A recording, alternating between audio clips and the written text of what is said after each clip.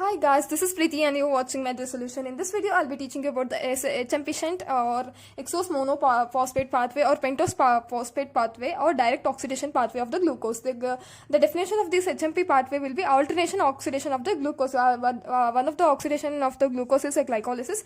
Similarly, HMP shunt alternately oxidates glucose. Only 1% of the glucose enters this pathway. If 100 glucose molecules are there, only one molecule enters this HMP pathway, and the site of this HMP pathway will be in the liver, RBC, testes, mammary glands, and the cytosol. Starting compound of these pathway will be glucose 6-phosphate. Glucose 6-phosphate means in the sixth position of the glucose. Glucose contains 6 carbon atoms. In the sixth position, a phosphate group is attached, and it has two separate sub pathways, two types, that is oxidative phases and then non-oxidative phase. Oxidative phase, in which it utilizes oxygen or like removal of oxidation. You know already. Addition of oxygen, removal of hydrogen, or removal of loss of electrons are known as oxidation. So in the first phase, it undergoes oxidation. Glucose 6-phosphate. Glucose 6-phosphate, glucose contains 6 carbon atoms. With the help of glucose 6-phosphate dehydrogenase, DH is dehydrogenase, it removes 2 hydrogen.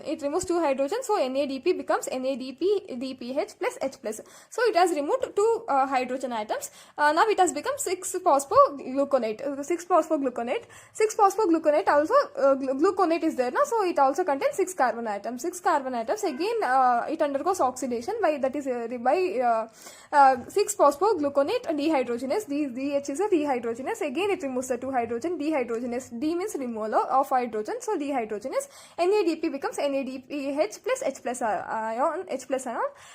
So this is removal of H plus ion, so it is undergoing oxidation. Removal of 2 hydrogen, so it is undergoing oxidation, and finally it forms rubulose 5-phosphate. PO4 3- is a phosphate, rubulose 5-phosphate, and this in oxidative phase entirely glucose 6-phosphate has become rubulose 5-phosphate.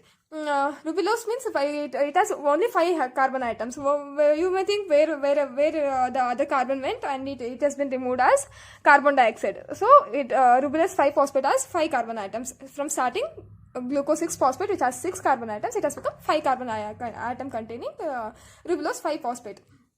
Then non-oxidative phase. In the non-oxidative phase, rubulose 5-phosphate, this rubulose 5-phosphate which has been formed in an oxidative phase, that will end up in forming 2 fructose 6-phosphate and glyceraldehyde 3-phosphate. 2 molecules of fructose 6-phosphate and 1 molecule of glyceraldehyde 3-phosphate, which further enter into the glycolysis. As you know, in the glycolysis, glyceraldehyde will be there and fructose 6-phosphate is there. So these two will enter into the glycolysis. I guess you understand all these phenomena. Definition, site, starting material, reaction pathway. There are 2 types: oxidative, non-oxidative. Oxidative, glucose 6-phosphate to rubulose 5-phosphate is. For rubulose 5-phosphate in non-oxidative phase, it forms 2 molecules of fructose 6-phosphate and 1 molecule of glyceraldehyde 3-phosphate, and then these products will enter into the glycolysis. Now we will discuss about this rubulose 5-phosphate to 2 molecules of fructose 6-phosphate and glyceraldehyde 3-phosphate. How it has become, that in detail we will discuss. We are taking 3 molecules of rubulose 5-phosphate. We have 3 molecules of rubulose 5-phosphate. We have written rubulose 5-phosphate, rubulose 5-phosphate, rubulose 5-phosphate. 2 will undergo, like with the help of the epimerase enzyme, and convert into cellulose 5-phosphate with the help of epimerase. And 1 molecule of rubulose 5-phosphate undergo, which is aldehyde, in the presence of isomerase, it converts into ketone. Ketone means rubulose will become OS, so ribose 5-phosphate. So this is, which is a ketone, and then from ribose 5-phosphate, it has gone into converted into pseudoheptulase 7-phosphate. The phosphate group is attached to the terminal carbon atom. Pseudoheptulase means it has 7 carbon atoms. The phosphate group is attached to the last carbon atom, so pseudoheptulase. And glyceraldehyde 3-phosphate. I have told always that phosphate group is attached to the last carbon atom. Glyceraldehyde, 3 carbon atom.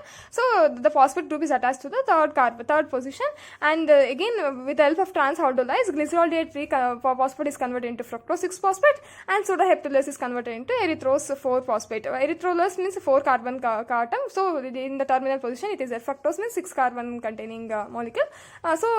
Phosphate is attached to the 6th position, and from erythrolase it has become glycerolate 3-phosphate, 4 carbon. It has become like many steps will be there, like a removal of carbon dioxide or something. But if you write this much, this is enough. Trans ketolase and this coenzyme will be TPP, and magnesium acts as this coenzymes and cofactors, and from xylulose 5-phosphate it has become fructose 6-phosphate by gaining 1 carbon atom. Xylulose 5-phosphate 5 carbon atom, whereas fructose 6-phosphate is a 6 carbon molecule. Significance of this HMP shunt is important, and it has been asked for a 3-mark question in many university exams, many times in university exams. So you have to remember this significance of HMP pathway. HMP pathway, you know that NADPH is produced here. See, in oxidative phase NADPH has produced. So the significance of NADPH will be the significance of the HMP shunt. So it generates the NADPH which is required for the energy. Further it undergoes ETC and provides energy. NADPH requires the synthesis of fatty acid. NADPH is required for the synthesis of fatty acids, ketone bodies, cholesterol, bile salts, bile acids, steroids, hormones, many things. For preparation of all these things, NADPH has energy source it is required, and NADPH also acts as a phagocytosis. NADPH acts as NADPH helps in phagocytosis, and NADPH protects the RBC membrane from the destruction or hemolysis. It maintains the integrity of the RBC membrane. It is very active in testes, ovaries, adrenal cortex because this synthesis steroid hormones. So this HMP shunt will be more active and produces more NADPH, which is required for the synthesis of the this cholesterol, this steroid hormones. It is required for the synthesis of the steroid hormones, so it will be more active in testes. HMP shunt is more active in testes, ovaries, adrenal cortex, which synthesize steroid hormones, which is required for HMP shunt. So HMP produces NADPH in ovaries, testes, adrenal cortex, where synthesis of steroid hormone takes place. This HMP cycle will be more active.